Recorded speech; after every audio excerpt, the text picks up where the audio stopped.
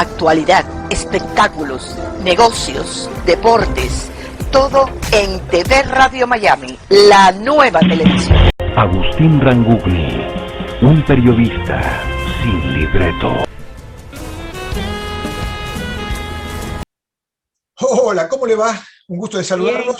Bien, gracias por invitarme. Muy atenta, muy atenta, muy atenta. Y estamos aquí haciendo Portal Miami, programa que emitimos por TV Radio Miami, en asociación estratégica con Radio Miami Internacional y todas las emisoras que generosamente toman esta transmisión. Lo hago habitualmente a todas ellas, muchísimas gracias. Quiero contarles que tenemos con nosotros a una personalidad cubana, Uva de Aragón. ¿Qué tal, Uva? Un gusto de saludarte. Bien, mucho gusto, encantado. Aquí estaba viendo para apagar el teléfono, para que no vayas a interrumpirnos. Ah, bueno, sí, muy buena medida. No lo bajé el volumen antes. Muy buena bien, medida. Muchas gracias por invitarme. Siempre es un gusto conversar contigo y con tus televidentes y radioyentes y de todo el mundo, porque tenemos mundo, sí. emisoras que generosamente toman y difunden nuestro trabajo.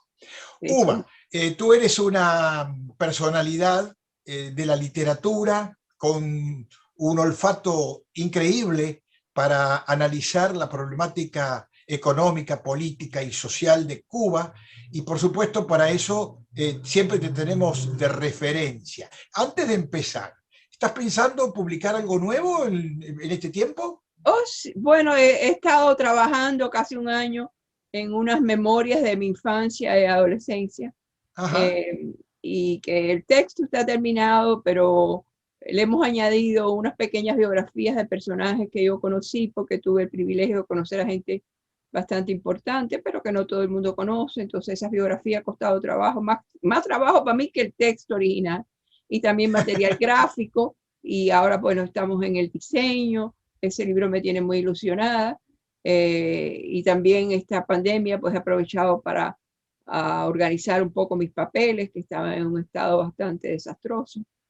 Y entonces ya a mediados de año pues tengo otra novela en mente que hace muchos años que tengo dándole vueltas, basado en mis antepasados durante las guerras de independencia cubanas, que mis dos bisabuelas estaban casados con españoles y hay unas historias tremendas, así que siempre estoy ocupada. Tus temarios en tus más de una decena de libros que hemos conocido tienen que ver con los ensayos, la poesía, los cuentos, también haces novela y también una mirada política, ¿verdad? Sí, bueno, sobre todo cuando hacía más periodismo, que tuve una columna semanal. En el Diario de las Américas. En el Diario de las Américas y después por como 4 años en el Nuevo Herald. Y ahí pues hacía más cosas políticas. Ahora pues, y tengo libros de ensayo, uno que causó mucho revuelo, El Caimán ante el espejo, sobre un ensayo sobre la identidad cubana, que yo hablo del machismo y una serie de cosas que en el 94 causaron mucho revuelo. Incluso Vargas Llosa asistió a la presentación del libro y la comentó, y releí en estos días el libro porque alguien me pidió hacer un programa parecido a este sobre el libro, y releí el artículo de Vargas Llosa, y yo estaba muy contenta cuando el artículo salió, pero cuando lo releí me di cuenta que el artículo era muy machista. ¿Ah, sí? Sí, así que no estaba muy disimuladamente, pero no estaba tan de acuerdo con mi tesis, por lo que me di cuenta tiempo después. Pero sí, yo he escrito mucho de política, y Cuba me ha dolido desde que tengo 12 años, claro, y estoy muy al tanto de la realidad cubana. Y hoy en día yo hablo con La Habana cada 2 o 3 días, y vaya, y por las redes sociales te puedo decir qué cosa hay en la cola, cuando hay pan en el vedado, claro, en qué esquina. ¿Con quién te comunicas en Cuba? ¿Con familias? ¿Con políticos? ¿Con referentes literarios? Con familia, con amigos, con escritores. Yo tuve la suerte de trabajar por, cerca de 20 años en el Instituto de Investigaciones Cubanas de la Universidad Internacional de la Florida, y ahí hice muchas relaciones con académicos y escritores cubanos.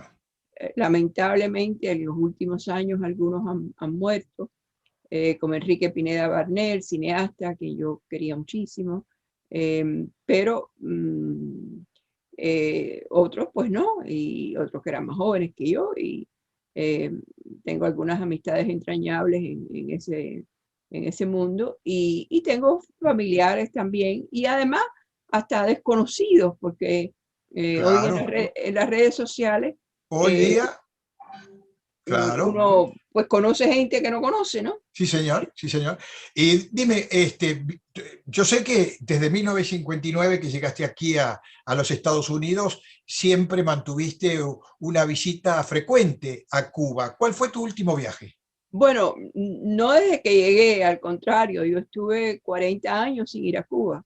Ajá, Yo regresé en el en 99 el 99, sí, sí, sí. y fui como unas 20 veces, yo creo, hasta el 2017 fue la última vez, porque en mayo de ese año me caí, me fracturé el fémur y Sí, bueno, estuve un año en silla de ruedas y estaba empezando a mejorarme bastante y tenía ilusión de poder ir cuando esta pandemia pues ha sido imposible, ¿no? Yo claro. todavía tengo ilusión de regresar aunque sea una última vez.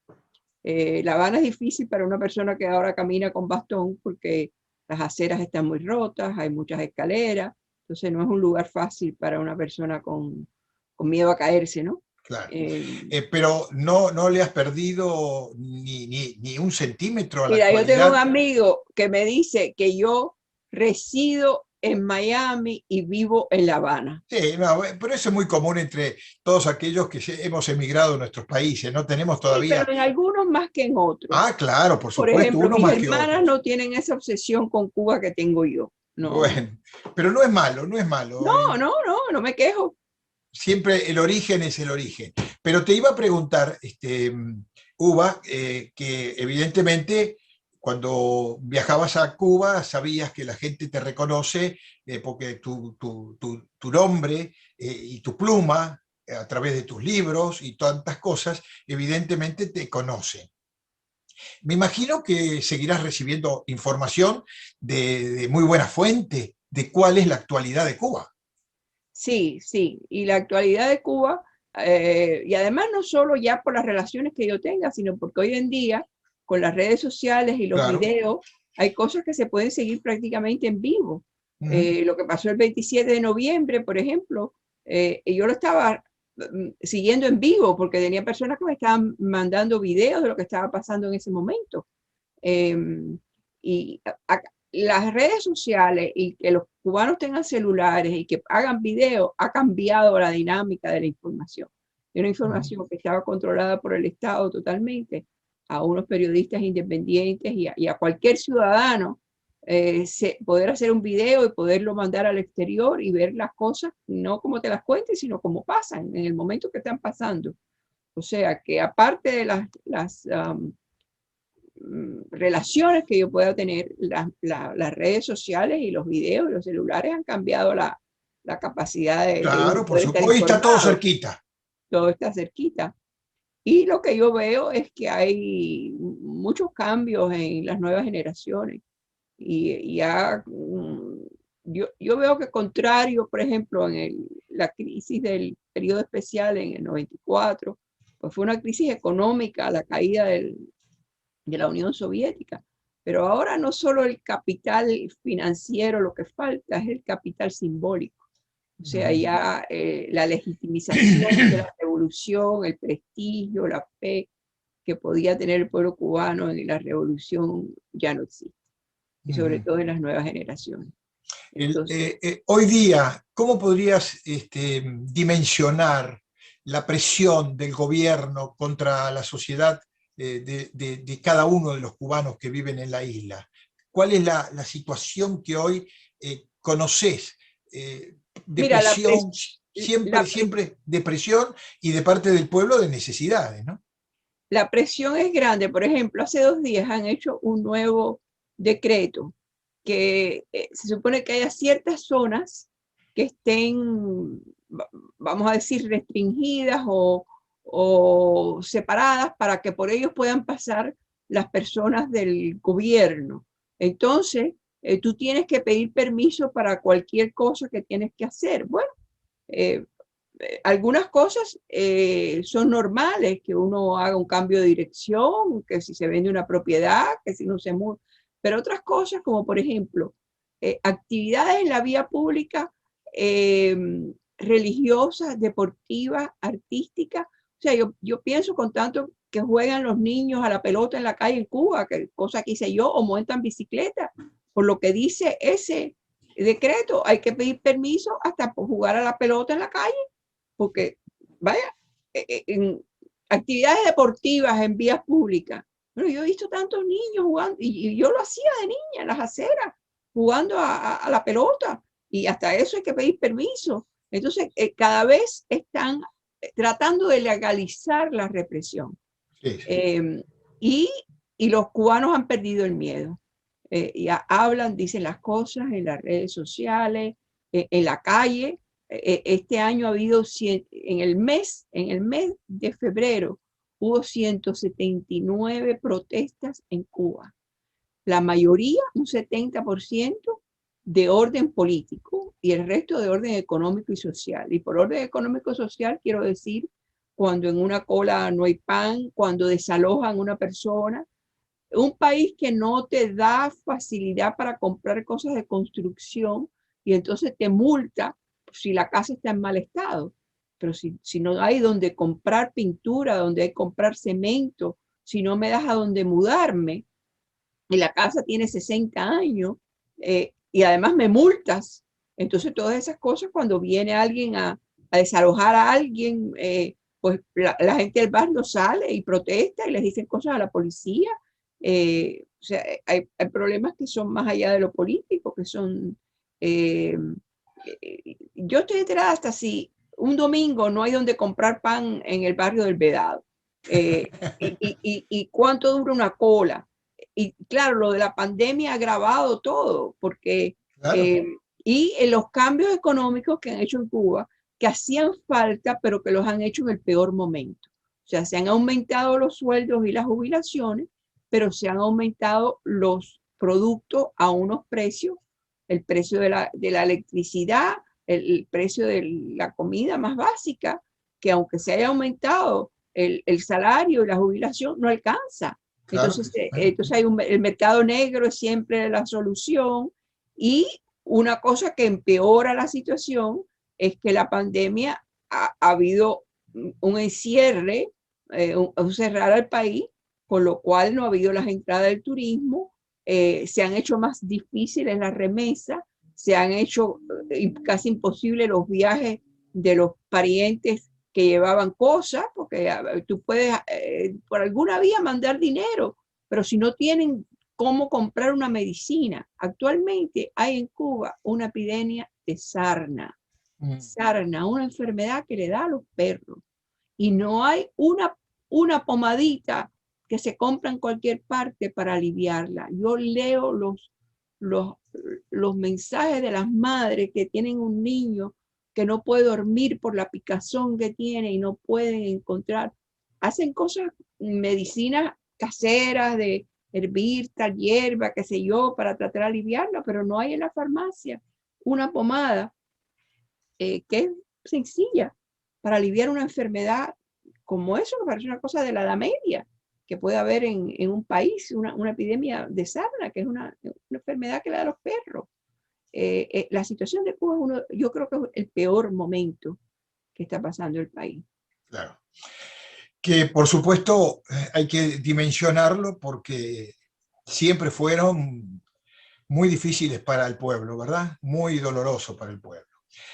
Aquí acaba de aparecer un escrito donde los autores están de alguna manera definiendo la situación de Cuba. Dice que Cuba ya no es un estado revolucionario ni comunista en el sentido clásico. ¿Qué quiere decir eso? ¿Cómo lo entendés? Eso es cierto. Bueno, el Estado comunista o socialista era un Estado paternalista grande que se suponía que le diera gratuitamente educación, que subsidiara ciertos productos para garantizar un mínimo para todo el mundo. Uno podría decir como crítico que era hacer una pobreza igualitaria. Okay. Pero bueno, dentro de esa pobreza igualitaria había un mínimo garantizado para todo el mundo. Ahora ya eso no existe. Una de las cosas que han hecho es, o que está en el proceso de hacer, porque creo que no lo han podido completar, es eliminar lo que en un momento nos pareció un espanto, pero no hacia ahora, que es la libreta de abastecimiento, que por lo menos garantizaba unos ciertos productos subsidiados por el gobierno. Claro. Ahora, si eso tampoco existe, los precios son inmensos y aunque hayan aumentado las pensiones y los salarios, no alcanza para una alimentación básica. Ahora el precio, por ejemplo, de una libra de frijoles es 16 pesos. Una libra de pollo es 20 pesos. Los salarios, las jubilaciones, ahora están en 2.000 pesos. Pero tú te imaginas si es 20 pesos por una libra de pollo para una familia que tenga niños, ¿cómo es posible comer? No es posible. Entonces, está en una crisis económica, en una crisis de descontento, sin entrada, sin capital, con mucha corrupción en las partes superiores del gobierno, con una crisis médica tremenda, no hay medicina. Aparte del COVID, que yo sospecho, no quiero decir que estoy segura, pero sospecho que las cifras de contagio y de muerte son mayores. Ha sucedido en el mundo y Cuba no es la excepción, por supuesto. Sí, vaya. Ahora, Uva, imagino que en realidad el mando, el poder militar sigue mandando en Cuba y que simplemente Miguel Díaz-Canel es un administrador, es quien lleva las cuentas. ¿Es así o hay algún cambio ahí en ese eje de poder? Yo no lo creo. Yo creo que el poder de Díaz-Canel es limitado. Ajá. Y creo que el poder de los militares en este momento, mira, no me gusta ser demasiado fuerte cuando no te puedo decir que sea una cosa que te pueda garantizar que es así. Es lo que yo sospecho y lo que yo intuyo. Pero bueno, cualquiera que lo mira de afuera se da cuenta que evidentemente Díaz-Canel es un administrador del poder. Y no tiene ninguna simpatía de parte del pueblo, ninguna. Al principio la tuvo, le abrieron el crédito y de parte mía la tuvo también, pero ya no, se le ha ido de la mano y hay una represión con los artistas y los artistas no se callan. Yo creo que este geniecillo que se escapó de la botella, no hay quien lo vuelva a poner en la botella. Que aquí están pasando cosas. Uno podría decir, pero en 94 pasó esto, o el maleconazo, que sé yo, es distinto.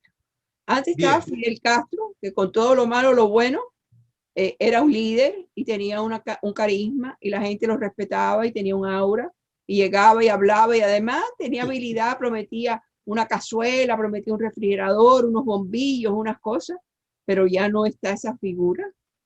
Y ni siquiera la de Raúl Castro casi se ve, está muy viejecito, y ninguno de los hijos o nietos ha surgido como líder.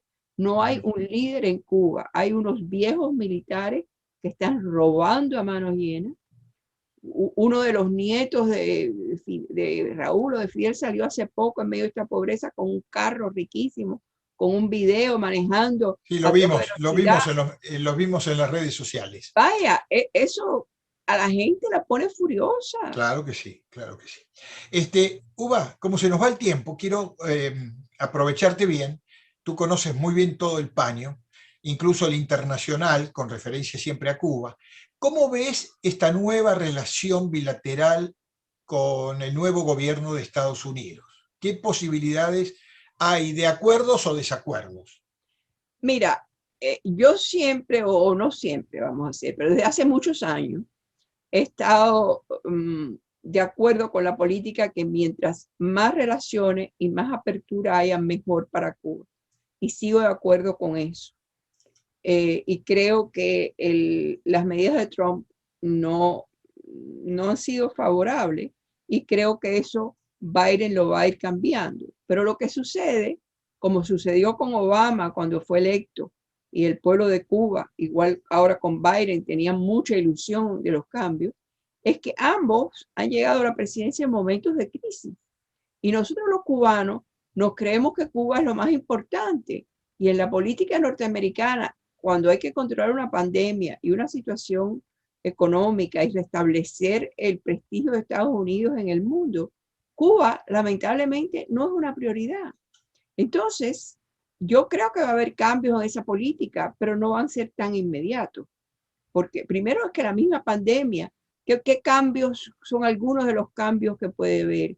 Que vuelva a haber una embajada, que vuelvan a haber visas, que vuelvan a haber intercambios académicos. Sí puedes que la Western Union vuelva a mandar dinero.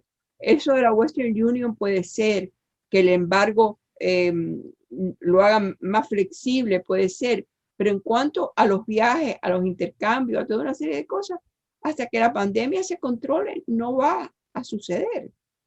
O sea, los Estados Unidos tienen unas prioridades muy serias. Aquí también hay una crisis había una crisis en el 2008 cuando eligieron, pero era una crisis económica, era una crisis de salud pública y económica de unas dimensiones mucho mayor. O sea, los Estados Unidos tienen que tener sus prioridades antes de pensar en Cuba.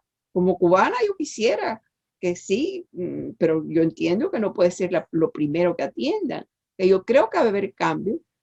Y hay un grupo de cubano-americanos que creo que muy inteligentemente, el Cuba Study Group, está tratando de incidir en que esas relaciones bilaterales de Cuba y Estados Unidos incluya a los cubano-americanos. Porque yo creo que los cubano-americanos tienen mucho que pueden hacer por el futuro de Cuba. Y no creo que deben estar fuera de esas negociaciones.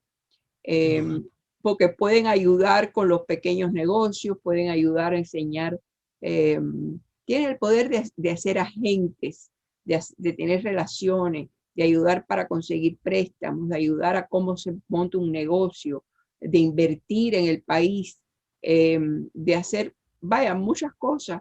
Y ya los cubanos no deben tener miedo de que los cubanos de aquí quieren ir a quitarles propiedades ni casas. Esas casas que se derrumban, ya nadie le interesa recuperar ninguna propiedad. Digo, yo no creo. Yo creo que los cubanos que nos interesa Cuba, lo que queremos es dar. Y que sí, que debemos ser parte de esa negociación, porque además creo que neutralizaría un poco a esa parte del exilio cubano que existe, que está negado a estas relaciones. Lo cual es un poco curioso porque cuando Obama hubo una gran mayoría que estuvo a favor de esas relaciones y ahora hubo una gran mayoría que estuvo a favor de las medidas de Trump. Tú no entiendes cómo la misma persona puede haber estado a favor del diálogo en el 16 y a favor en el 15 o 14 y después a favor de endurecer el embargo en el 17. Yo no lo entiendo, a no ser que lo que pasa es que los cubanos quieren cambio de una manera o de otra, o que hay no sé, yo ya a mis compatriotas de aquí a veces no los entiendo. De una forma u otra, yo creo que va a haber una mejoría en las relaciones bilaterales, pero que no van a ser inmediatas. ¿Imaginás que pueda repetirse aquel hecho de la visita de Obama a Cuba? ¿Podría llegar a serla el presidente Biden? Podría, pero como te digo, ni siquiera sabemos cuándo vamos a volver a una normalidad, cuándo vamos a poder viajar, cuándo pero vamos más allá, a poder usar máscara. Claro, conceptualmente desde el punto de vista político, te lo pregunto. Desde el punto de vista político, sí, lo creo.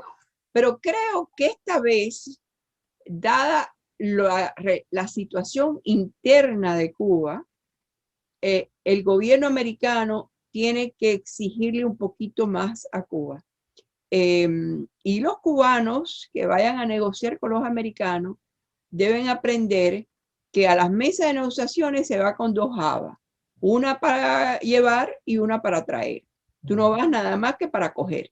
Tú tienes que negociar, dar y dar. Eso es lo que es el compromiso, la negociación.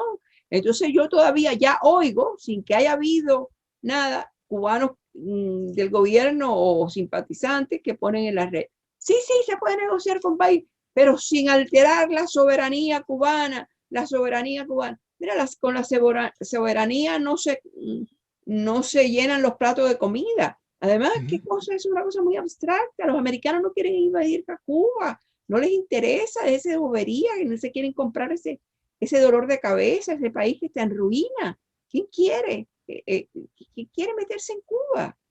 Entonces, pero sí, si tú vas a invertir en un país, tú tienes que tener ciertas garantías, tú tienes que tener ciertas leyes. Eso no es atentar contra la soberanía, eso es como el mundo funciona. El mundo funciona así. Uva, te reconozco tu capacidad de síntesis. Tenemos 2 minutos y medio por delante. Una reflexión sobre las relaciones de Cuba con el gobierno de Trump y qué expectativa con el gobierno de Biden. Sintéticamente, como para medir un poco lo que fue Trump y Cuba y lo que puede modificarse con el nuevo presidente americano. Bueno, las relaciones del gobierno cubano con el gobierno de Trump fueron posiblemente de las peores con ningún gobierno, a no ser que uno se remonte al principio y a la bahía de Cochinos y la confrontación en medio de la Guerra Fría. Pero digamos, después de la Guerra Fría, la peor momento ha sido con Trump. ¿Por qué tantos cubanos son pasionales con Trump y lo votaron en la renovación de autoridades de la última presidencia? Es una cosa que debía decir que me da vergüenza ajena, pero no puedo decir que es ajena porque son los cubanos y es vergüenza propia. Y esto es muy triste que yo lo diga, pero yo creo que los cubanos en su mayoría no se han curado del culto al hombre fuerte. Y Trump es el Castro de los Estados Unidos, y un Castro que les dio a ellos una patada y los botó del país, y sin embargo viene un tipo que tiene tiene ínfulas de dictador y de hombre autoritario y votan por él. Y yo no lo entiendo. Yo no entiendo, por ejemplo, que pudieran estar a favor de una política antimigratoria con los beneficios que han recibido los cubanos como migrantes a este país, que seremos exiliados, diáspora, pero somos emigrantes como los demás. ¿Cómo es posible? No lo entiendo, no lo entiendo. Sí. Es difícil de entender.